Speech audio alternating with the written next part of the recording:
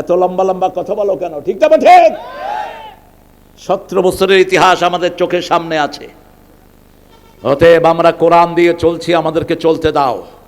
এদের কারণেই দ্বিতীয়বার এই বাংলাদেশ মুক্ত হয়েছে, স্বাধীন হয়েছে। ঠিক না ঠিক?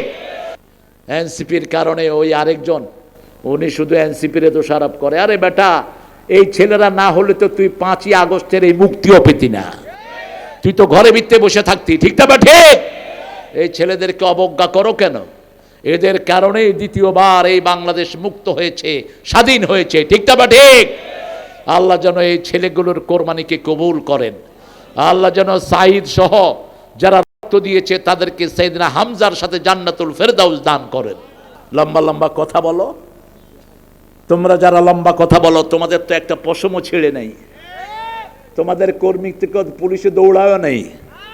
এত লম্বা লম্বা কথা বলো কেন? ঠিক না ঠিক?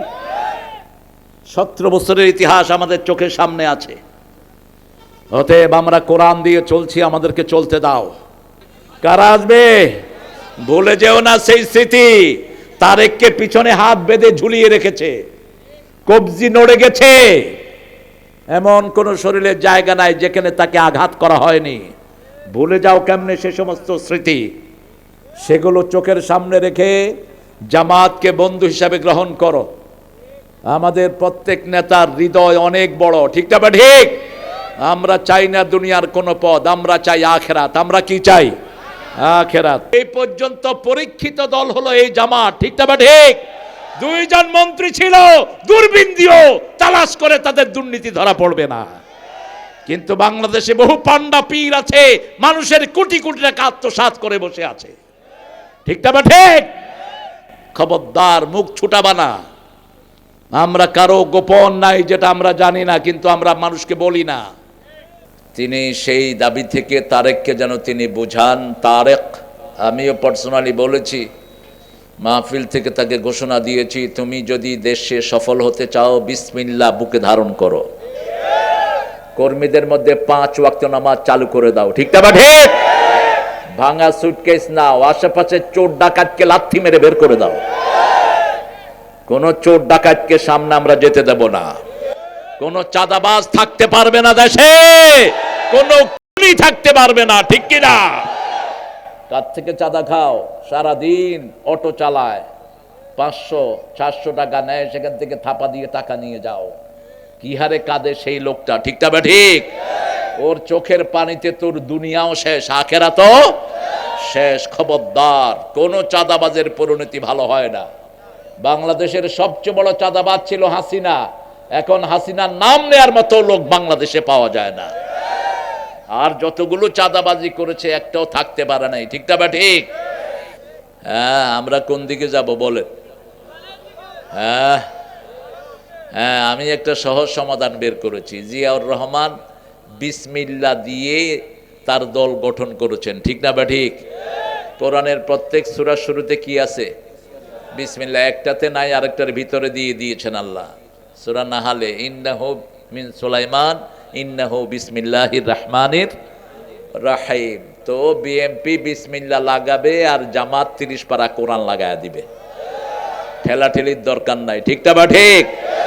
আমরা চাই না কেউ মন্ত্রী হোক, এমপি হোক। ইসলাম আলারা এমপি মন্ত্রিত্ব চায় না। ইসলাম আলারা চায় পার্লামেন্ট যেন কোরআন দিয়ে চলে। ঠিক না ঠিক? উঠিয়ে নিয়ে যাওয়ার পরে জিনদের সেখানে বিচার চলছে, ইসলামী শাসন সেখানে চলছে। জিনের প্রেসিডেন্ট বলছেন, আপনি আমার ছেলেকে মেরে ফেলেছেন, আপনাকে এখন কিসাস দিব। উনিও বড় মুহাদ্দিস, তিনি বলছেন, রাসূল বলছেন, যখন কোনো প্রাণী তার নিজের শরীর চেঞ্জ করে ফেলে তার জন্য কিসাস হয় না। যখনই বলেছেন, জিনের প্রেসিডেন্ট বললে, এই হাদিসটা কে জানো? একজন বৃদ্ধ জিন উঠলেন, উঠে বললেন, রাসূল যেদিন এই হাদিসটা পড়েছেন ওই দিন আমি ওখানে ছিলাম। আরো আস্তে কোন সুবহানাল্লাহ। ওনাকে এনে আবার রেখে যাওয়া হয়েছে। এই জন্য কোনো সাপ দেখলেই, সাপ, কাউয়া আর বিড়াল, কুকুর, এই 4টা প্রাণীর ছবি ধরে জিন। কে ধরে? জিন। জিন প্রথম ছবি ধরে সাপের, দ্বিতীয় ছবি ধরে কাকের, তৃতীয় ছবি ধরে বিড়াল, চতুর্থ ছবি ধরে কুকুর। তবে কুকুর আর বিড়ালের মধ্যে রাসূল বলছেন একদম পিওর কালো যেইগুলো, একদম ঘুটঘুটে কালো, এগুলোর ছবি বেশি ধরে জিনেরা। এই জন্য ঘুটঘুটে কালো বিড়াল আর কুকুর বাড়িতে রাখবেন না। কুকুরকে 3 কারণে রাখা যায়। যদি বাড়ি পাহারার জন্য শিকারী কুকুর হয় কোনো অসুবিধা নাই, যদি আপনার সম্পত্তি দেখার জন্য কুকুর থাকে আপনার সেফটির জন্য, আপনি বাড়িতে একা থাকেন, যেমন আমাদের সভাপতি সাহেব, উনি আর ওনার ওয়াইফ এই টুনাটুনি, দেখেছি যে সামনে একটা কুকুর বসে আছে। কুকুররা অনেক বিশ্বস্ত হয়, ঠিক না? ঠিক। এই জন্য আসহাবে কাহাবের সাথে জান্নাতে তাদের কুকুরও চলে যাবে সেখানে। 3 নাম্বার, কুকুর শত্রু চিনে। যে কোনো চোর আগে ঢুকলে কে চিনে? কুকুর চিনে। কুকুরের ঘ্রাণ শক্তি পৃথিবীতে সবচেয়ে বেশি। 10 মাইল দূর থেকে কুকুর ঘ্রাণ পায়। 10 মাইল। কয় মাইল? এই জন্য 5টা প্রাণীর উপর আল্লাহ বলছেন রহম করো। সুলাইমান আলাইহিস সালাম তার লোকদেরকে বুঝাতেন, কথাটা রাসূলও বলেছেন। প্রথম রহম করবা পিঁপড়ার উপর। কার উপর? পিঁপড়ার উপর। পিঁপড়ার নামে একটা সূরা আছে না নাই? তবে যেই পিঁপড়া কামড় দেয় ওকে আস্তে করে সরিয়ে দিতে হবে। কামড় দিয়ে ধরে রাখে যেই পিঁপড়া, ওকে আপনি মারলে অসুবিধা নাই, কিন্তু একটাকে মারবেন, সবগুলোকে না। 2 নাম্বার, চড়ুই পাখি। কোন পাখি? চড়ুই পাখি সবচেয়ে বেশি জিকির করে কার? সারাক্ষণ কিচিরমিচির করতে থাকে। 3 নাম্বার, কবুতর। কবুতর সবচেয়ে উপরে ওঠে। কবুতর দিয়ে আগে চিঠি আদান প্রদান হতো। কবুতরের জিপিএস পৃথিবীর সবচেয়ে জোরালো জিপিএস। এখানের কবুতর কক্সবাজার নিয়ে ছেড়ে দিবেন, 1 মুহূর্তে উড়ে চলে আসবে, ঠিক না? ঠিক। এত কঠিন। আর 4 নম্বরে হলো বিড়াল।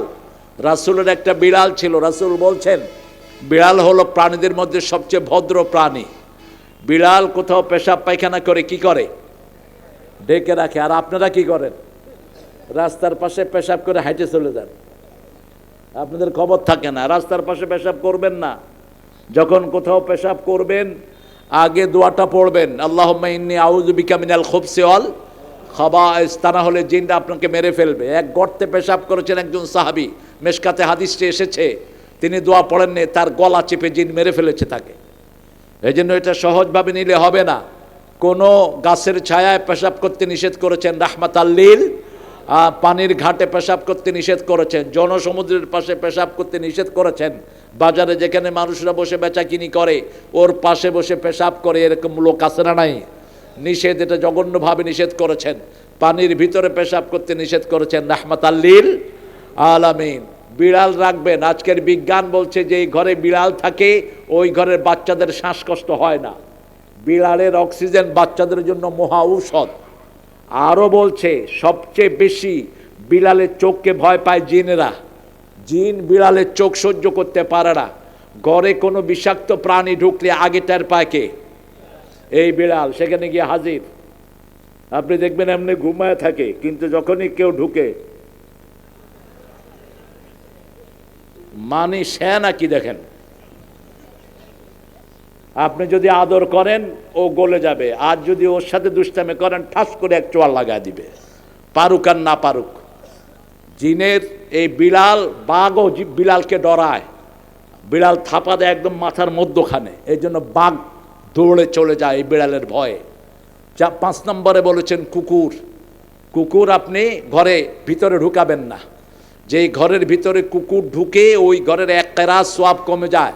রাসূল বললেন মা হুয়াল কেরাত। সাহাবায়ে কেরাম জিজ্ঞেস করলেন জাবালাতাইন আজিমাতাইন, বিশাল পাহাড় পরিমাণ সওয়াব আপনার আমলনামা থেকে কমে যাবে।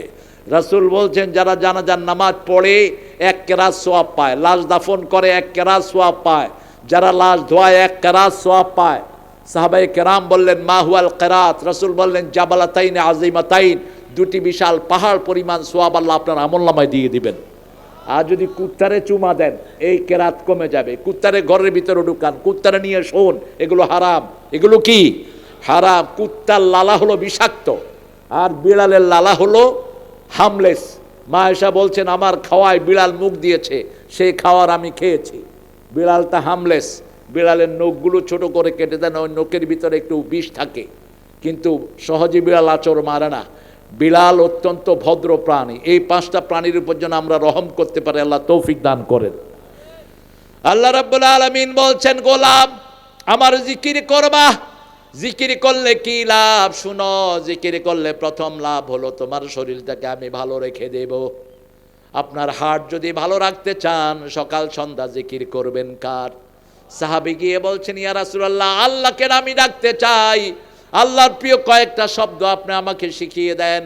রাসূল বলছেন, পড়ো সুবহানাল্লাহ। পড়েন সুবহানাল্লাহ, আলহামদুলিল্লাহ, আল্লাহু আকবার, লা ইলাহা ইল্লাল্লাহ। এই চারটা শব্দকে সবচেয়ে বেশি ভালোবাসেন কে? সাহাবী চলে যাচ্ছেন, গেটের কাছে গিয়ে মনে হলো এগুলো তো সবগুলো আল্লাহর জন্য, আমার জন্য কি? আবার ঘুরে এসেছেন, বলছেন, ইয়া রাসূলুল্লাহ, মা বি, আমার জন্য কি? রাসূল সাল্লাল্লাহু আলাইহি সাল্লাম বলছেন, যখনই কেউ বলে আলহামদুলিল্লাহ, আল্লাহ বলেন ঠিক বলেছো। যখনই কেউ বলে আল্লাহু আকবার, আল্লাহ বলেন ঠিক বলেছো। যখনই কেউ বলে সুবহানাল্লাহ, আল্লাহ বলেন ঠিক বলেছো। যখনই কেউ বলে লা ইলাহা ইল্লাল্লাহ, আল্লাহ বলেন ঠিক বলেছো। আপনি নামাজের রুকু থেকে যখন সেজদায় যাবেন কি বলেন? আল্লাহু আকবার। আবার সেজদা থেকে উঠে কি বলেন? আল্লাহু আকবার। আল্লাহু আকবরের মধ্যে আপনি পড়েন আল্লাহুম্মা গফিরলি, পড়েন আল্লাহুম্মা গফিরলি ওয়ারহামনি ওয়ারযুকনি ওয়াহদিনি ওয়াজবিরনি ওয়াফুনি। এই 6টা শব্দ যে বলবে আল্লাহু আকবার পরে, তার সবগুলো জিনিস কবুল করে নেবেন কে? এই জন্য আল্লাহ রাব্বুল আলামিন বলছেন, আমার জিকির করবা। জিকির নাই যেখানে গজব আছে। রাসূল বলছেন, দুনিয়া মালউনা মালউনাতুন ওয়া মা ফিহা। দুনিয়ার উপরে লানত, দুনিয়ার ভিতরে যা কিছু আছে সব কিছুর উপর লানত, 4টা জিনিস ছাড়া। প্রথম হলো আল্লাহর জিকির। কার জিকির? এই যে এতিমখানা, কেন আপনারা এখানে দান করবেন? 24 ঘন্টা এখানে কোরআন তেলাওয়াত হয়, ঠিক না? ঠিক। এটার পাশে ঘর রাখবেন, রোগ থাকবে না। যেই ঘরে তেলাওয়াত হয় ওই ঘরে রোগ থাকে না। আপনি যে কোনো হেফজখানে এসে বসে থাকবেন, দেখবেন আপনার শরীর হালকা হয়ে গেছে, আপনার শরীর রোগমুক্ত হয়ে গেছে। আপনাকে জাদু করেছে, বান মেরেছে, ওই তেলাওয়াতের ভিতরে বসে থাকেন, জাদুর অ্যাকশন নষ্ট করে দিবেন কে? রাসূল বলছেন, যে ঘরে সূরা বাকারা পড়া হয় ওই ঘরে কোনো জাদু কাজ করে না, কোনো হিংসা কাজ করে না। আপনাদের এই ভাদুরিয়াতে জাদু আছে না নাই? একজন আরেকজনকে জাদু করে দেয়, আছে না? যারা জাদু করে, যাদেরকে দিয়ে করায়, দুইজনের শাস্তি হলো খুন করে ফেলা, হত্যা করে ফেলা। রাসূলকে জাদু করেছে ইহুদির বাচ্চা আসাম ইবনে লাবিদ, তার মেয়েকে দিয়ে রাসূলের চুল মোবারক চুরি করে নিয়ে গেছে। চুল চুরি করে নিয়ে চিরুনির ভিতরে 11টা বাঁধ দিয়েছে। হ্যাঁ, গত 17 বছর যা নির্যাতন গিয়েছে, আল্লাহ যে বাঁচিয়ে রেখেছে, হাজার শুকর, ঠিক না? ঠিক। আমরা চাই আমাদের নেতা কে হবেন। আমি সমাধান আগে দিয়েছি, জাহিদ ভাই আসছিলেন, বলছি আপনারা বিসমিল্লাহ লাগেন, আমরা 30 পারা কোরআন লাগাই দেব। ঠেলাঠেলির দরকার, ঠিক আছে না? হ্যাঁ, করবা না।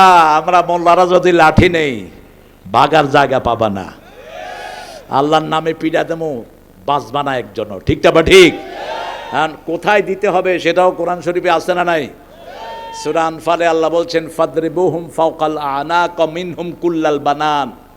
যদি কেউ ইসলামের সাথে ঠেলাঠেলি করে, আগে গর্দানে দিবি, তারপরে গিরাই গিরাই দিবি। কার কথা? আল্লাহর কথা। কিন্তু আমরা চাই সবাই মিলে আমাদের দেশটা সুন্দর হোক, ঠিক না? ঠিক। ব্যস্ততা আছে। বালিল্লাযীনা কাফারু ফি ইজ্জাতিন ওয়া শিকাক। কোরআন শরীফকে জিকির হিসেবে নেয় না 2 দল। কয় দল? 2 দল। এক দল হলো আত্মম্ভরিতা, অহংকারী, নামাজ পড়ে না, রোজা করে না, আবার লম্বা লম্বা কথাও বলে, ঠিক না? ঠিক। এরা অহংকারী। এরা কি? অহংকারী। রাসূল সাল্লাল্লাহু আলাইহি ওয়াসাল্লামের কাছে একজন সাহাবী এসে বলছেন, ইয়া রাসূলুল্লাহ, আমরা নতুন কাপড় পরি, নতুন টুপি, নতুন জুতা পরি, এগুলো কি অহংকার? রাসূল বলছেন, না, ইন্নাল্লাহ জামিলুন ইউহিব্বুল জামালা। আল্লাহ সুন্দর, সুন্দরকে পছন্দ করেন কে? তবে অহংকার কি? গামতুন নাস বাতারুল হক। অহংকার হলো মানুষকে অবজ্ঞা করা। অহংকার হলো হককে গ্রহণ না করা। নামাজ হক কিন্তু পড়ে না, এরকম লোক আছে না নাই? পর্দা হক কিন্তু করে না। ইসলাম হক, হক মেনে চলে না। মানুষের অধিকার দেয়া হক, এগুলো দেয় না। জমির আইল ঠিক রাখা হক, কিন্তু আইল ঠিক রাখে না। রাসূল বলছেন মান গায়্যারা মানার আল আরদ মানার আল আরদ লানাহুল্লাহ, জমিনের আইল যারা চেঞ্জ করে ফেলে তাদেরকে আল্লাহ লানত দেয়। লানত খাচ্ছে এরকম এমপি আছে না নাই? কথা কন না কেন? কত মানুষের জমি নিয়ে গেছে এমপিরা। আপনাদের এখানের এমপি ছিল কি নাম? মানুষের জমি নিছি কি নেয় নেই? আপনারা সাক্ষী।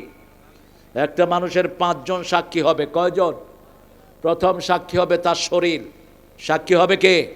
তার শরীর। দ্বিতীয় সাক্ষী মাটি। তৃতীয় সাক্ষী কেরামান কাতেবিন। চতুর্থ সাক্ষী জনগণ। চতুর্থ সাক্ষী কে? আচ্ছা, আজিজুর রহমান সাহেব ছিলেন এমপি। আজিজুল ইসলাম না রহমান?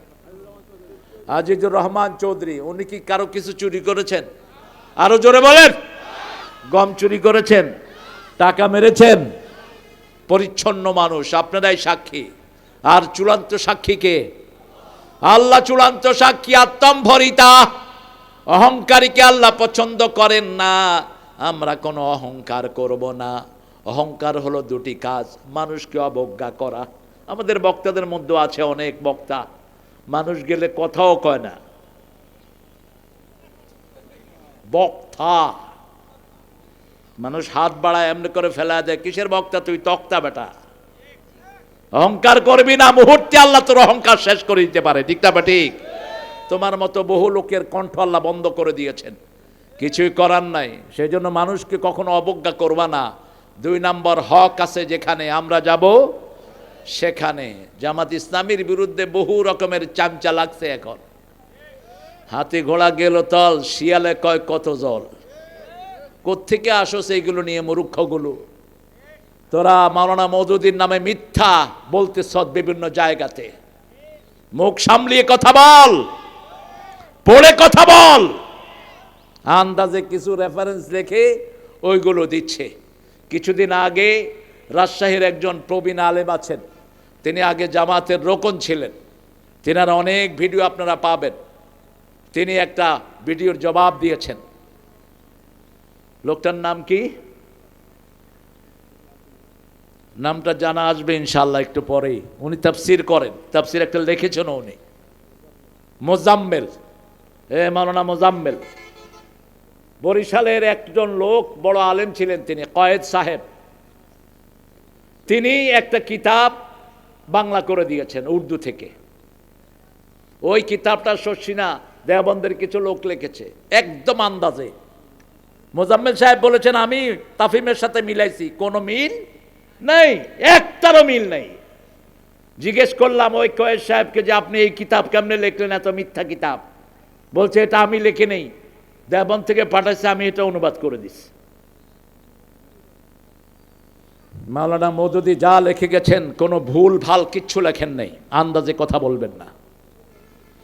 ওনার জবাব দিয়েছে বশিরউদ্দিন, আপনার সিলেটের একজন বড় ভদ্রলোক, মাওলানা মওদুদীর উপর যতগুলো এসকাল বিভিন্ন লোকেরা এনেছে এগুলোর উপরে সবগুলোর জবাব তিনি দিয়ে গেছেন। এই জন্য একজন ব্যক্তিকে আপনারা দোষারোপ করে বিভিন্ন রকমের ইলজাম দিবেন, এটা হারাম আপনাদের জন্য। এই পর্যন্ত পরীক্ষিত দল হলো এই জামাত। ঠিক না? ঠিক। 2 জন মন্ত্রী ছিল, দূরবীন দিও তালাশ করে তাদের দুর্নীতি ধরা পড়বে না। কিন্তু বাংলাদেশে বহু পান্ডা পীর আছে, মানুষের কোটি কোটি টাকা আত্মসাৎ করে বসে আছে। ঠিক না? ঠিক। খবরদার, মুখ ছুটাবা না। আমরা কারো গোপন নাই যেটা আমরা জানি না, কিন্তু আমরা মানুষকে বলি না। আমরা চাই বাংলাদেশ ঐক্যের ভিত্তিতে একত্রিত হোক। হাদিসে যেই 3টা ঐক্যের ভিত্তি সেটাই তোমরা মানবা। তোমরা পণ্ডিতি করো কেন? রাসূল বুখারী মুসলিমে বলেছেন ঐক্যের ভিত্তি 3টা। মান সাল্লা সালাতানা ওয়া ইস্তাকবালা কিবলাতানা ওয়া আকালা যাবিহাতানা ফাযালিকাল মুসলিম ফি জিম্মাতিল্লাহি ওয়া রাসূলি। যে আল্লাহর কিবলাকে কিবলা মানলো, 5 ওয়াক্ত নামাজ আদায় করলো, যে আল্লাহর পদ্ধতি অনুযায়ী কুরবানি করলো, তারা মুসলমান, আল্লাহর রাসূলের জিম্মায় তারা থাকে। অন্যদিকে নাও কেন, আমরা এই 3টা জিনিস চাই। ঠিক না? ঠিক। যত মুসল্লি সব যেন কোরআনের দলে আছে, আল্লাহ তাদেরকে কবুল করুন। আমরা সব এক দলে থাকবো, আল্লাহর দলে। কার দলে? আমরা নামাজ ছাড়বো না, কিবলা ছাড়বো না। ঠিক না? ঠিক। ইসলাম আছে যেখানে আমরা আছি, কোরআন হাদিস যেখানে আমরা আছি। এই পর্যন্ত সবচেয়ে বেশি অত্যাচারিত হয়েছে কোন দল? জোরে বলেন, কোন দলের সবচেয়ে বেশি নেতাকে ঝুলানো হয়েছে? লম্বা লম্বা কথা বলো, তোমরা যারা লম্বা কথা বলো তোমাদের তো একটা পশমও ছেড়ে নেই, তোমাদের কর্মী থেকে পুলিশে দৌড়াও নেই, এত লম্বা লম্বা কথা বলো কেন? ঠিক না ঠিক? 17 বছরের ইতিহাস আমাদের চোখের সামনে আছে।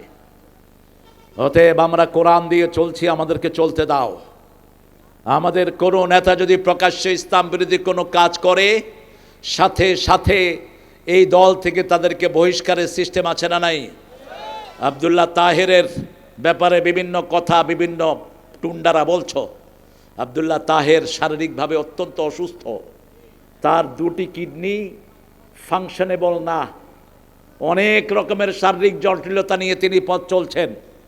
তিনি নিজের প্যান্টটা নিজে ধরেও রাখতে পারেন না, এই জন্য কখনো কখনো তার টাকনুর নিচে প্যান্টটা নেমে যায়, তিনি আবার টানেন, কিন্তু তিনি যে বেল্টটা বাঁধবেন এই হাতে এই শক্তিও তার নাই। আপনি একজন মানুষের সার্বিক দিক নিয়ে তারপরে কথা বলবেন। যেমন এখন হামজা কিছু উল্টাপাল্টা কথা তার মুখ থেকে বেরিয়ে গেছে, কেন? 3 বছর তাকে অমানসিক নির্যাতন করা হয়েছে জেলখানায়, এবং তার বিভিন্ন সেলগুলোকে নষ্ট করে দেয়া হয়েছে, এই জন্য তার কথার ভিতরে ইমব্যালেন্স চলে এসেছে। আপনারা এগুলো বিবেচনায় আনবেন। যখনই সে ভুলভাল কিছু বলে সাথে সাথে মাপ চায়, মাপ করার খেয়াল নাই কেন আপনাদের? একটা মানুষের ভুল তো হতেই পারে। আর হামজা তো জেলখানায় যাওয়ার আগে কখনো এরকম অসংলগ্ন কথা বলা নেই, বলেছে? বলেছে? আপনারা তার শরীরের দিকে দেখেন, সে বেরোয়ার পর ডাক্তার বলছে আপনি 6 মাস বিছনায় শুয়ে থাকবেন, উঠতে পারবেন না। কিন্তু মানুষের যন্ত্রণা শুয়ে থাকতে দেয় না মানুষ তাকে, আজকে ওখানে কালকে ওখানে এইভাবে ডাকছে, সে কোথাও রেস্ট নিতে পারে না। সে আল্লাহ যেন তাকে সুস্থ করে দেয়, আমরা বলি আমিন। এখন যে কষ্ট সে করছে, নির্বাচনী বৈতরী, এটা যে কত বড় কষ্টের কাজ আনোয়ার ভাই হাড়ে হাড়ে বুঝতেছে। জিলা মিরগিরি করার ভিতরে এত কষ্ট নাই, যত কষ্ট এই নির্বাচনী বৈতরী বহন করা, এক প্রান্ত থেকে আরেক প্রান্ত দিন রাত ছুটাছুটি করা। ঠিক না? ঠিক। আমরা এই সমস্ত মানুষের জন্য দোয়া করব। আমরা চাই আগামীর পার্লামেন্ট হোক কোরআনের পার্লামেন্ট, আগানের পার্লামেন্ট হোক নামাজের পার্লামেন্ট, আগামীর পার্লামেন্ট হোক যাকাতের পার্লামেন্ট। এই মাদ্রাসার জন্য আপনারা কিছু দানের হাত বাড়িয়ে দিবেন। আমি তো জাহিদ সাহেবের ধরতাম, আনোয়ার ভাইরে ধরলে কোনো লাভ নাই, আরো কিছু দিয়ে দিতে হবে আনোয়ার ভাইরে।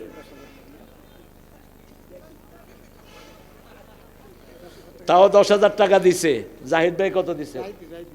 ও জাহিদ ভাই, জাহিদ ভাইয়ের পক্ষ থেকে 20,000। আল্লাহু আকবার। আর আমার ভাদুরা ইউনিয়ন বিএনপির পক্ষ থেকে 8,000 দিয়েছে। আলহামদুলিল্লাহ, আলহামদুলিল্লাহ, 28,000, আলহামদুলিল্লাহ বলেন। আমরা জামাত আর বিএনপি আগেও একখানে ছিলাম, এখন একটু ঠেলাঠেলি হচ্ছে, তবে আমি আশা করি এটা কেটে যাবে। আমরা পার্লামেন্ট একসাথে গঠন করব। ওই যে বলছি, বিএনপি বিসমিল্লাহ লাগাবে আর আমরা 30 পারা কোরআন লাগায় দেবো। ঠিক না? ঠিক। ঠেলাঠেলির দরকার নাই। আমরা ঠেলাঠেলি করলে আবার কারা আসবে? কারা আসবে? ভুলে যেও না সেই স্মৃতি। তারেককে পিছনে হাত বেঁধে ঝুলিয়ে রেখেছে, কবজি নড়ে গেছে, এমন কোন শরীরের জায়গা নাই যেখানে তাকে আঘাত করা হয়নি। ভুলে যাও কেমনে সে সমস্ত স্মৃতি? সেগুলো চোখের সামনে রেখে জামাতকে বন্ধু হিসাবে গ্রহণ করো। আমাদের প্রত্যেক নেতার হৃদয় অনেক বড়। ঠিক না? ঠিক। আমরা চাই না দুনিয়ার কোনো পদ, আমরা চাই আখেরাত। আমরা কি চাই? আখেরাত। আলহামদুলিল্লাহ, আপনারাও দিবেন। প্রতিষ্ঠানটা চলে আপনাদের দানের উপরে। ছেলেরা যাবে গামছা নিয়ে, কানটা আমাকে দেন আর গামছা ওদেরকে আপনার পকেটকে দিয়ে দেন গামছা। শেকাক, বিরোধিতায় নিমজ্জিত, যারা বিরোধিতায় নিমজ্জিত তারাই কোরআনকে জিকির হিসাবে বানানা। কে বলছেন? সূরা সাদের 2 নম্বর আয়াতে বলছেন আল্লাহ রাব্বুল আলামিন, বালিল্লাযিনা কাফারু ফি ইজ্জাতিন ওয়া শিকাক। যারা কাফের তারা কোরআনকে বিরোধিতার কারণে তারা অমান্য করে, নামাজের বিধান কায়েম করে না, যাকাতের বিধান পছন্দ হয় না, পর্দার বিধান পছন্দ হয় না, আর তারা কোরআনের সাথে বিরোধিতা করে। কাম আহলাকনা মিন ক্বাবলিহিম মিন কারনিন ফানাদু ওয়ালা তাহিনা মানাস। আল্লাহ বলছেন বহু কওমকে আগে আমি ধ্বংস করে দিয়েছি, কিছুই তারা করতে পারে নাই। এই জন্য কোরআন হাদিস যেখানে আমরা আছি, ইসলাম আছে, যেখানে আমরা থাকবো সেখানে আমাদের শুরু হবে নামাজ দিয়ে, দিন শুরু হবে। আবার রাতের বেলায় আমরা ঘুমাতে যাব নামাজ দিয়ে। 5 ওয়াক্ত নামাজ যার কাছে থাকে না, সে কখনো জান্নাতে যেতে পারবে না। বড় সুন্দর কথা আমার আনোয়ার ভাই আলোকপাত করেছেন। বিশেষ করে সূরা মুদ্দাসসিরের শেষের দিকে আল্লাহ বলছেন, কথা বলবো না প্রিয় ভাইয়েরা, কথা বলবো না, যতটুকু পারি, পারলে 40-50 জন এতিম আছেন, এক একজনের দায়িত্ব আপনি নিয়ে নেন। রাসূল বলছেন কাফিলুল ইয়াতিম হাতাইনে ফিল জান্নাহ, যারা এতিমের দায়িত্ব নেয় ওরা এইভাবে আমার সাথে জান্নাতে থাকবে। রাসূল নিজে এতিম ছিলেন, এই জন্য যারা এতিমের মাথায় হাত বুলায়, রাসূল বলছেন হাতের নিচে যত পশম এত পরিমাণ সওয়াব আল্লাহ তার আমলনামায় দিয়ে দেন। যাদের অন্তরটা শক্ত তারা যেন এতিমের মাথায় হাত বুলায়, তাহলে আল্লাহ রাব্বুল আলামিন তাদের অন্তরটা নরম করে দিবেন। আমাদের মায়েরা এসেছেন অনেক বেশি।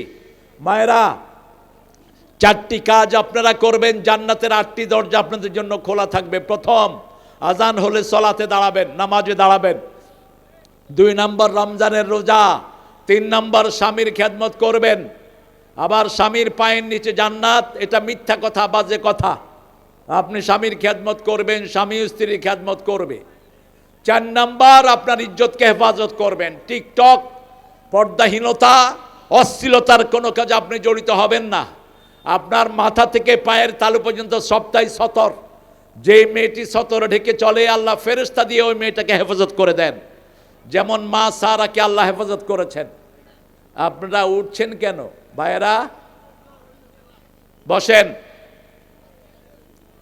আসলে মাহফিলটা একদম হসপস হয়ে গেছে। আপনাদের ধৈর্যশীলতাকে আমি ধন্যবাদ জানাই, আপনাদের কোনো দোষ নাই। আপনারা অনেক ধৈর্যশীলতার পরিচয় দিয়েছেন, কিন্তু মাঝে মাঝে ব্রেকডাউন হয়েছে। আমিও কখনো এভাবে কাউকে ছাড় দেই না, কিন্তু যেহেতু এখন একটা চূড়ান্ত মুহূর্ত আমাদের সামনে, এক একজন প্রার্থী এক এক দিন 7-8টা মাহফিল করে আসেন। আনোয়ার ভাই আজকে কয়টা করেছে আমি জানি না, প্রত্যেক মাহফিলে হাজির হতে হয়, সেই জন্য থ্যাংক ইউ দিছে। এটা কি, এটা কি থ্যাংক ইউ? এটা এমনি করে দিলে উল্টাটা, এমনি করে দিলে থ্যাংক ইউ। আমাদের দেশে তো এমনি করে দিলে পিটাবে, এটা দেখালি কেন? আবার ডাবল হলে এটা আরও খুশি মাইসে। তো আমি বললাম, mate you are very jovial man, what's your name?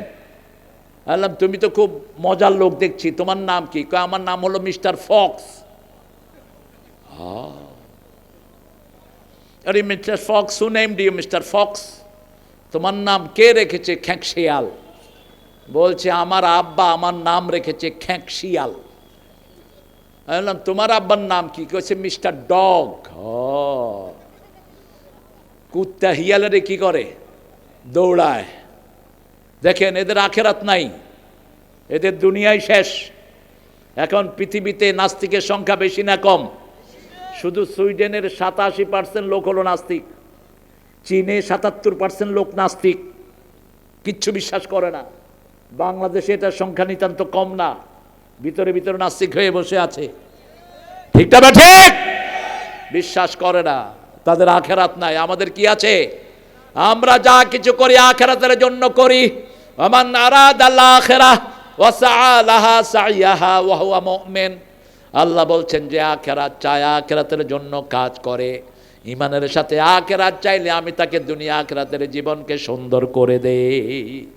আল্লাহ রাব্বুল আলামিন বলছেন কাফেররা শুধু বিরোধিতা করে, কাফেররা শুধু আত্মম্বরিতা করে, কোরআনের সাথে তারা বিরোধিতা করে। আর আমরা যারা কোরআনকে ভালোবাসি, আমরা কোরআনের প্রত্যেকটি আইন মেনে চলবো। পড়েন সামিআনা, পড়েন সামিআনা ও আতাআনা, আমরা শুনলাম, আমরা মেনে নিলাম।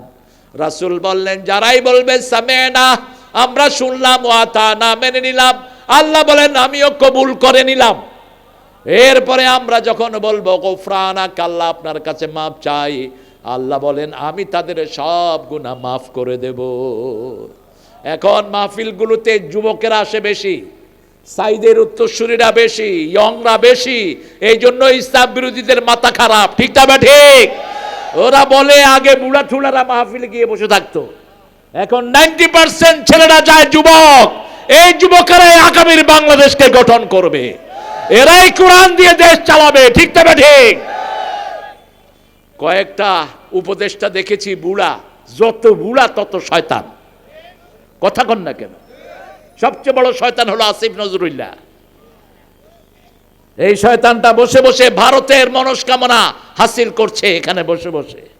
সেই সুযোগ আমরা সামনে দেব না। ঠিক না ঠিক? কোরআন হাদিস যেখানে যুবকেরা যাবে সেখানে রাসূলের আন্দোলনে যুবক ছিল না, বৃদ্ধ বেশি ছিল। বলেন, যুবক বেশি। আলীর মতো 8 বছরের কিশোর রাসূলের হাতে কালেমা পড়ে প্রথম মুসলমান হয়ে যায়। যায়েদ বিন হারেসা সহ যত বড় বড় সাহাবী ছিলেন সবাই 25-এর মধ্যে ছিলেন। এই যুবকরাই আগামীর পৃথিবীকে চেঞ্জ করবে। ঠিক তবে ঠিক? এখন আমাদের এই যে জামাতের যিনি সবচেয়ে বেশি মানুষের ঐক্যের জন্য কষ্ট করেছেন, ওই লোকটার নাম কি? কি নাম? কি দৌড়া দৌড়ে দেখেন, এটা যে এত বয়স হয়েছে দেখে বুঝাই যায় না। হাঁটে কি, যুবকেরা তার সাথে হেঁটে পারে না। কে দিয়েছে তাকে এই শক্তি? কে দিয়েছে? এনসিপিকে সে বুকে নিয়েছে। এনসিপির কারণে ওই আরেকজন, উনি শুধু এনসিপির দোষারোপ করে। আরে বেটা, এই ছেলেরা না হলে তো তুই 5ই আগস্টের এই মুক্তিও পেতি না, তুই তো ঘরে ভিতরে বসে থাকতি। ঠিক না ঠিক? এই ছেলেদেরকে অবজ্ঞা করো কেন? এদের কারণেই দ্বিতীয়বার এই বাংলাদেশ মুক্ত হয়েছে, স্বাধীন হয়েছে। ঠিক না ঠিক? আল্লাহ যেন এই ছেলেগুলোর কোরবানিকে কবুল করেন। আল্লাহ যেন সাঈদ সহ যারা রক্ত দিয়েছে তাদেরকে সাইয়েদনা হামজার সাথে জান্নাতুল ফেরদাউস দান করেন। শেষমেশ রক্ত দিয়েছে আরেকটা ছেলে, কি নাম? জোরে বলেন। মাথা থেকে পায়ের তালু পর্যন্ত সবটাই ছিল বারুদ, সবটাই ছিল স্পৃহা, সবটাই ছিল কোরআনের প্রেম। ঠিক না ঠিক? কি সুন্দর তেলাওয়াত করতো এই ছোট্ট হাদি। আমি তো সামনাসামনি তার সাথে আমার দেখা হয়নি, কিন্তু তার আলোচনাতে আমি মুগ্ধ। এত কনসেপশন ক্লিয়ার ছিল তার। তার ভাই, আব্বা, আম্মা সব ছিল ইসলামের অনুসারী। আল্লাহ তার পরিবারকে কবুল করুক। আমরা আজকে একটা ফাইনাল কথা বলে যাব, আমরা কোরআন পড়ব তো? কোরআন পড়ব তো? কোরআন যে পড়বে, কোরআন তাকে নিয়ে কোথায় যাবে? সবচেয়ে বেশি পড়বেন কোনটা? সূরা ফাতিহা। এটা কার কথা? সূরা মুজাম্মিলে আল্লাহ বলছেন, ফাকরাউ মা তায়াসসারা মিনাল কোরআন। কোরআনের যেটা সহজ লাগে সেটাই পড়ো। আমরা মনে করি কঠিনটা পড়লে সওয়াব বেশি। না, সহজটা পড়লে সওয়াব বেশি। সবচেয়ে সহজ কোন সূরা? এই সূরা ফাতিহা পড়বেন। আপনার সাথে কথা বলা শুরু করে দিবেন কে? 2 নম্বরে সূরা ইখলাস পড়বেন। দৈনিক রাসূল 100 বার পড়তেন কুল হুয়াল্লাহু আহাদ। শুধু মাগরিবের সুন্নতে কখনো কখনো প্রথম রাকাতে কুলিয়া ইউহাল কাফিরুন 12 বার পড়তেন। পরের রাকাতে কুল হুয়াল্লাহ পড়তেন 24 বার রাহমাতাল লিল। আর বলতেন 10 বার যে সূরা ইখলাস পড়বে আল্লাহ তার জন্য জান্নাতে একটা প্রাসাদ বানায়া দিবে।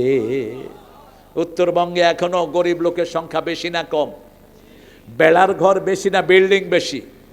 বেড়ার ঘর বেশি।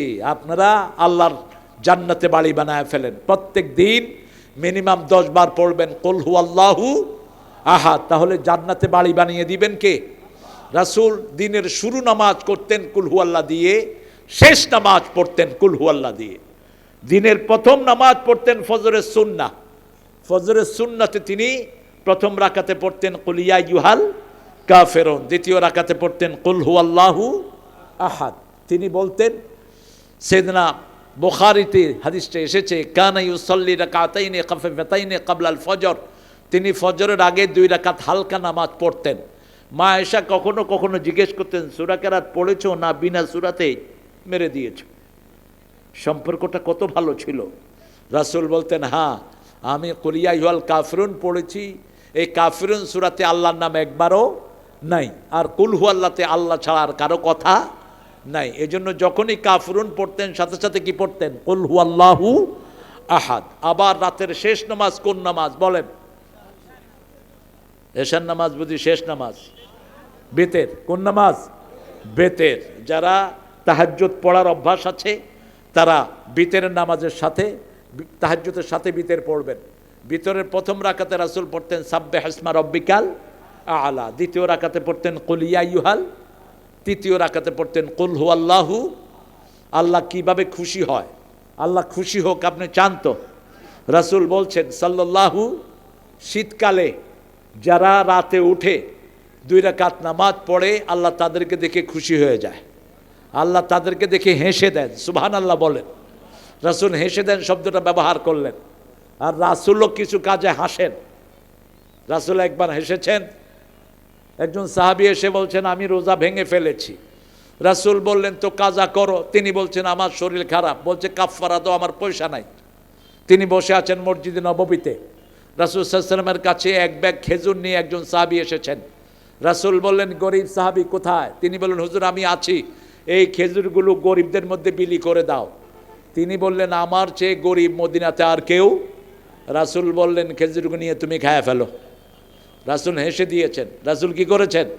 হেসে দিয়েছেন। আপনারাও হেসে দিয়েছেন। গরিবকে সাহায্য করবেন, যেমন করছে জামাত ইসলামী নামে এই দলটি। এই দলের মতো গরিবের সাহায্য আমি দেখি না কেউ করেছে। ঠিক না বা ঠিক? এদের লিখিত একটা ঘর আছে গরিবের সাহায্য, ওটার নাম হলো সমাজ কল্যাণমূলক কাজ।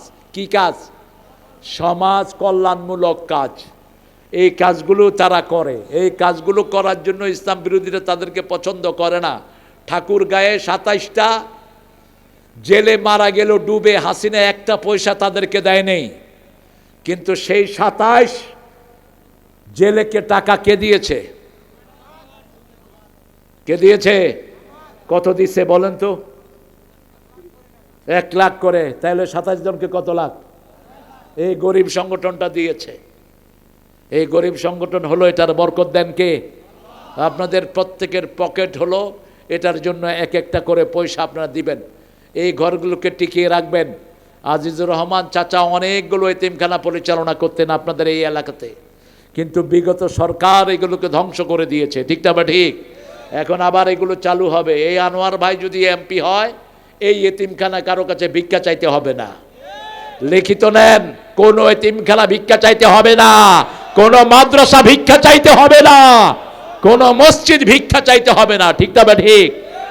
চলবে সরকারি পয়সা। বাপের পয়সা দিবে না। সরকারের ফান্ডে আমাদের টাকা আছে না নাই? এতিমদের জন্য টাকা আছে। বিগত সরকার 30,000 পূজা মণ্ডপ করেছে, 30,000 আমাদের পয়সা দিয়ে। আবার কয়েকদিন আগে দেখলাম একজন পীর সাহেব 60টা মন্দিরে 15 লাখ টাকা দিয়েছেন। তুই পীর না সির? তোর মতো ছাগল দুনিয়াতে হয় না। একটা মন্দিরের জন্য টাকা দিলি কেন? তুই তো মুশরিক। তুই কি মুশরিক? হিন্দুদের টাকা দিয়ে মন্দির করবে। কোন মূর্তি বানাতে যদি আমি পয়সা দেই, আমি কি হলাম? কথা কন না কেন? ওদের যে মূর্তি বানায়, এই মূর্তিরও তো কোনো ভিত্তি নাই। ওদের 60টা কিতাবের একটা কিতাবের মূর্তি পূজার কোনো ভিত্তি নাই। মাটি দিয়ে নিজেরা বানায়, বানিয়ে কি করে? ওম শান্তি শান্তি, ঘোড়ার ডিমের শান্তি আসবে তোর। আমি দেখলাম এবার ওই যে একটা মূর্তি জিব্বা বাইর করে থাকে না, এটার নাম কি? কিরকম মুখস্থ দেখছেন? সব হাফেজের মূর্তি। কি নাম এটার? কালী। এক ছোট্ট বাচ্চাকে নিয়ে তার মা এসেছে, পত্রিকা এসেছে। বাচ্চা যখন দেখছে এটা জিব্বা বের করে আছে, বাচ্চা মনে করছে খাইতে চাইতেছে, মুখের ভিতরে রুটি দিছে। এখন রুটি থাকবে? ছোট মানুষ, রুটি পড়ে গেছে, দিছে থাপ্পড়। তুই খাস না কেন? খা। আমি দেখলাম সূরা আম্বিয়ার সাথে মিল। সূরা সাফফাতে সাইয়েদনা ইব্রাহিম আলাইহিস সালাম মূর্তির সামনে খাবার দেখে বলেন আলা তাকুলুন, তোমরা খাও। ফামা লাকুম লা তানতিকুন, তোমরা খাও না, কথা কও না কেন? তখন কি দিলেন? থাপ্পড় দিলেন। ডান হাত দিয়ে মারা থাকলেন। একটা একটা করে মূর্তি ভাঙলেন। প্রথমটার গর্দানে এটা তুলে দিলেন। নমরুদ সহ সব মন্ত্রীরা এসে দেখলো কোন মূর্তির হাত ভাঙা, পা ভাঙা, মাথা ভাঙা। নমরুদ জিজ্ঞেস করলো মান ফাআলা হাদা বিআলিহাতিনা ইয়া ইব্রাহিম, ও ইব্রাহিম আমাদের মূর্তিগুলোর সামনে এই কাজ কে করেছে? তিনি বললেন না আমি করি নাই। তিনি বললেন বাল ফাআলা কাবীরুহুম। কি টেকনিক্যাল জবাব দেখেন, বাল ফাআলা কাবীরুহুম, নিচের দিকে ইশারা করেছেন। কিন্তু নমরুদ মনে করেছে ওই যে বুড়া যেটার ঘাড়ে কুঠার দিছে ওটার দিকে ইশারা করেছে। নমরুদ বলেছে হাউলা লা তানতিকুন, এরা তো কথা বলতে পারে না, এবার ইব্রাহিম আলাইহিস সালাম বলেন উফিল লাকুম আইফকানা লিহাতান দুনাল্লাহি তুরিদুন, আফসোস তোমাদের জন্য, ভুয়া ইলাহ কেন বানিয়ে নিয়েছো, একজনের দিকে মুখ ফিরাও। ইন্নী ওয়াজ্জাহতু ওয়াজহিয়া লিল্লাযী ফাতারাস সামাওয়াতি ওয়াল আরদ হানিফা ওয়া মা আনা মিনাল মুশরিকিন। শিরকের সাথে আমাদের কোনো সম্পর্ক নাই। ঘরে ঘরে শিরক ভরা হয়েছিল। মূর্তি পূজার প্রথম ধাপ হলো ছবি টাঙানো। কি টাঙানো? ছবি টাঙানো। কারো ছবি যেন টাঙানো না থাকে। ছবি সব নামিয়ে দিবেন। কুত্তার ছবির এক হুকুম, ঘরে কুত্তা থাকলে ফেরেশতা ঢুকে না, ছবি থাকলেও ফেরেশতা ঢুকে না, বুখারীর হাদিস। সেই জন্য শিরকের সাথে আমাদের কোনো সম্পর্ক। আমরা কোরআনকে বুকে ধারণ করব, রাজি আছি তো? জামাত ইসলামের একটা বই আছে, কি নাম এটার বলেন? একটা ছোট্ট বই আছে, ওরা লেখে প্রত্যেক দিন, কি নাম? জোরে বলেন। রিপোর্ট বইয়ের প্রথম ঘর কি? এটা কোরআন তেলাওয়াত। এটা বই দেখেই নেই। কোরআন, জোরে বলেন। দ্বিতীয় কি? তৃতীয় না, ইসলামী সাহিত্য। চতুর্থ নামাজ। চতুর্থ কি? নামাজ। তো কোরআন অধ্যয়ন এটা কি জামাতের কাজ না মুসলমানদের কাজ? হাদিস অধ্যয়ন এটা জামাতের কাজ না সব মুসলমানদের কাজ? ইসলামী সাহিত্য এটা জামাতের কাজ না সব মুসলমানদের কাজ? নামাজ প্রথম হিসাব কিসের? নামাজ। সব মাফ, কিন্তু নামাজ কম। নেতা না, খেতাও থাকতে পারবে না। আপনাদের এই আনোয়ার ভাই মাসে যদি 144 ওয়াক্তের নিচে আসে জামাত, নেতা থাকবে না। 152 ওয়াক্ত হবে না, রুকন হতে পারবে না সে। এই বাধা ধরা কোন পীর সাহেবদের মধ্যে নাই। কোন পীর সাহেব জীবনকে এত গুছালো ভাবে কাটান না। এই জন্য যেই দলের উল্টাপাল্টা বিরোধিতা করেন, দল সম্পর্কে পড়াশোনা করে করবেন, দেখে করবেন, আন্দাজে ঢিল ছুড়বেন না। আমাদের কর্মীগুলো যা পড়াশোনা করে, তোমাদের পীররাও তা পড়ে না। আমরা কারো বিরোধিতা করব না, কখনো করিও না, কিন্তু আমাদের বুকে আঘাত করবা না, খবরদার। আমরা ঐক্য চাই, ঐক্য হতে হবে। ঐক্য ছাড়া বাংলাদেশ টিকবে না। ঠিক না বা ঠিক? বিএনপি, জামাত, আওয়ামী লীগ যা আছে, যত নামাজি সব আমরা একসাথে হব। ঠিক না বা ঠিক? যত কোরআন প্রেমিক সামান আমরা সব কোথায় আসবো? এক দলে আসবো, এক দলে। আমাদের মূল হলো সালাত, মূল হলো কেবলা, মূল হলো আল্লাহর তরিক অনুযায়ী চলা। আল্লাহ আমাদেরকে কোরআনের জন্য কবুল করুন। পড়েন সুবহানাকা আল্লাহুম্মা ওয়া বিহামদিক আশহাদু আন লা ইলাহা ইল্লা আনতা আস্তাগফিরুকা ওয়া আতুবু ইলাইক। আনোয়ার ভাই অনেক ধৈর্যশীল হয়ে আমাদেরকে কিছু সময় দিয়েছেন। আপনারা আমার 12টা বাজিয়েছেন।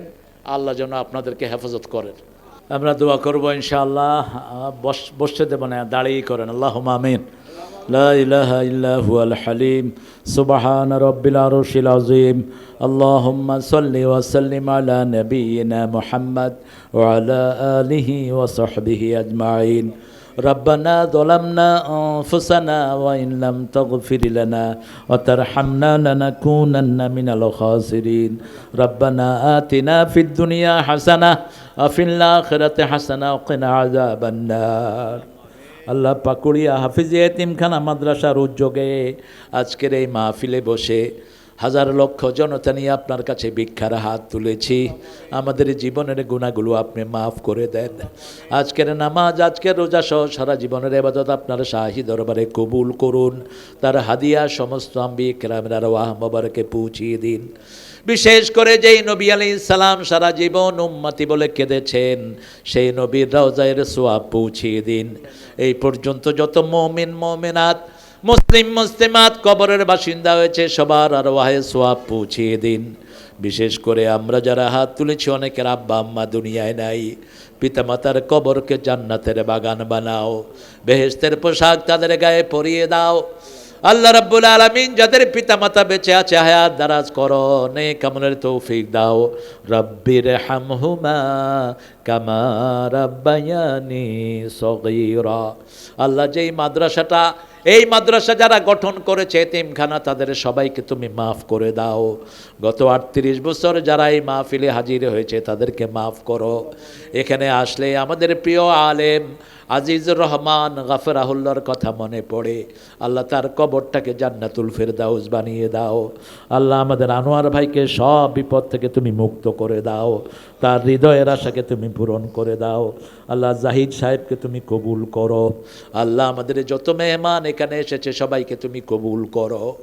সারা দেশে ঐক্যের জন্য একজন মানুষ ছুটাছুটি করছে, ডাক্তার শফিককে সব বিপদ থেকে তুমি হেফাজত করো। আল্লাহ তার হায়াতটাকে তুমি দারাজ করে দাও।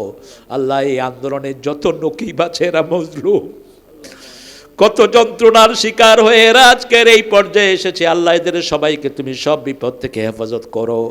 আব্দুল্লাহ তাহেরের শরীরটাকে সম্পূর্ণ সুস্থ করে দাও। আল্লাহ আগামীর পার্লামেন্টকে তুমি কোরআন দিয়ে গঠন করে দাও। বাংলাদেশের সকল নামাজি রোজাদারকে তুমি এক পাল্লায় এনে দাও। আল্লাহ এই মাদ্রাসাকে মসজিদে নববীর মতো কবুল করো। যারা দান করেছে তাদের জীবনের গুনাহগুলো মাফ করে দাও। আজকের সভাপতি বজলুল হক সাহেবকে তুমি কবুল করো। সহসভাপতি সবাইকে তুমি কবুল করো। আমার আগে পরে যারা কথা বলেছে সবাইকে তুমি মাফ করে দাও। আল্লাহ আমাদের যুবককে বেশি করে কবুল করো। আমাদের সকল যুবককে সাইয়েদনা ওসামার মতো কবুল করে নাও। আমাদের বৃদ্ধদেরকে আবু বকর রাদিয়াল্লাহু আনহু ঈমান দান করে দাও। আমাদের মা বোনদেরকে মায়েশা ফাতেমার মতো কবুল করো। নিঃসন্তানের বুকটাকে সন্তান দিয়ে ভরে দাও। আল্লাহ আগামী 12 তারিখে আমরা যেন সুন্দর করে আমাদের দেশের সুন্দর সিদ্ধান্ত যেন কোরআনের পক্ষে আসে, সেই ব্যবস্থাটা তুমি করে দাও। আল্লাহ যারা ঐক্য থেকে বেরিয়ে গেছে তাদেরকে ঐক্যের জন্য তাদের হৃদয়টাকে তুমি কোমল করে দাও, তাদেরকে ইসলামের জন্য কবুল করো। আল্লাহ জানি না কার জানাজার কাপড় দোকানে এসেছে, জানি না কার জীবনের শেষ মোনাজাত এই মোনাজাত। শাহাদাতের মওত আমাদের নসিব করে দিও। মৃত্যু যখন দুয়ারে আসবে জবানে জারি করে দিও লা ইলাহা ইল্লাল্লাহু মুহাম্মাদুর রাসূলুল্লাহ।